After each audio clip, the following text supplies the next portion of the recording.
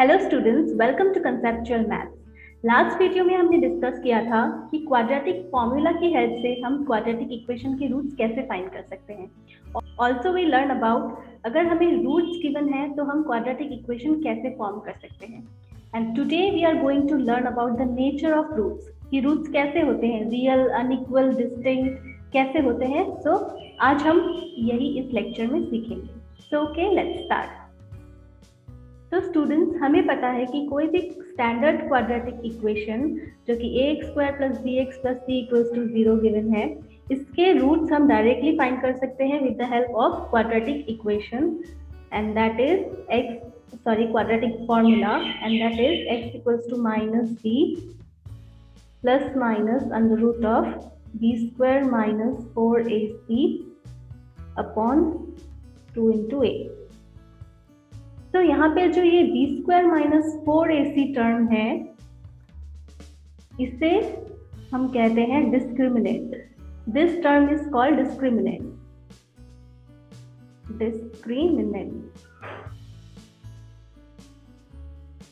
And we represent it by the letter d. So d equals to b square minus 4ac. Okay. अब first case देखते हैं, case 1। जब ये d greater than 0 है, तो first case is d is greater than 0।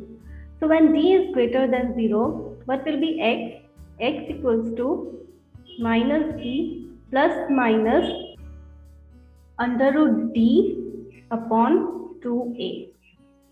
That is we are getting two distinct values of x, that is x, one is minus b plus under root d upon 2a and the other is minus b minus under root d upon 2a। मतलब हमें x की दो distinct values मिली, मतलब दो different values मिली है when d is greater than 0। तो next case देखते हैं, जब d equal to 0 हो गया। So when d is equal to 0, so what will be x? X equals to minus b plus under root 0 upon 2a, and after simplifying it is just minus b upon 2a। तो friends, ये x क्या है? ये quadratic equation का root है, तो single तो होगा नहीं, पेयर में आएगा, क्योंकि क्वाड्रेटिक इक्वेशन के दो रूट्स होते हैं।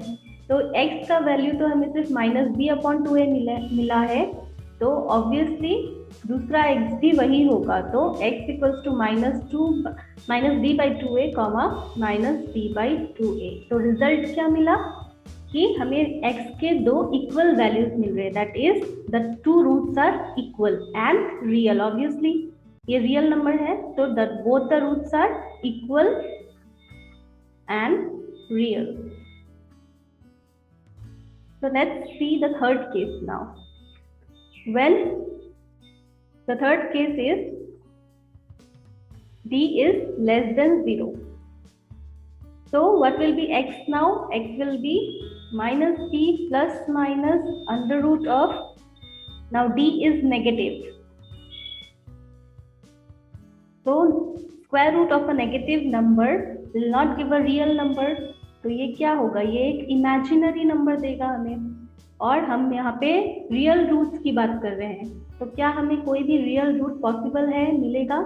नहीं मिल सकता कोई भी रियल रूट। तो इस केस में आ जाएगा नो रियल रूट।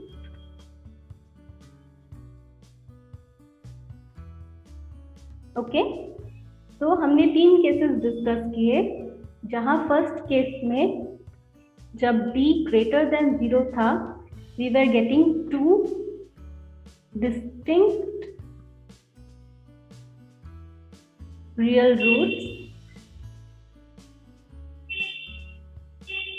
जब d equal to 0 था, तब मिला two equal real roots,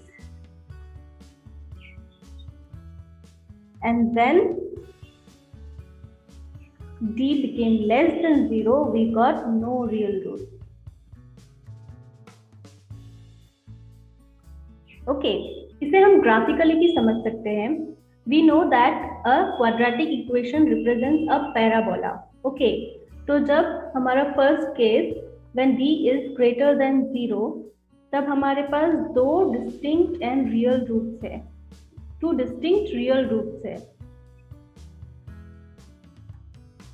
तो हमारा ग्राफ कुछ ऐसा बन जाएगा। ऐसा क्यों बना? क्योंकि दो डिस्टिंक्ट रियल रूट्स हमें मिल रहे हैं, तो वो एक्स एक्सिस को टू पॉइंट्स पे कट करेगा। ओके, सिमिलरली जब डाउनवर्ड फेसिंग हो तब भी ऐसा मिल जाएगा, दो पॉइंट्स पे कट कर रहा है। This is a less than 0 and here a is greater than 0. Okay,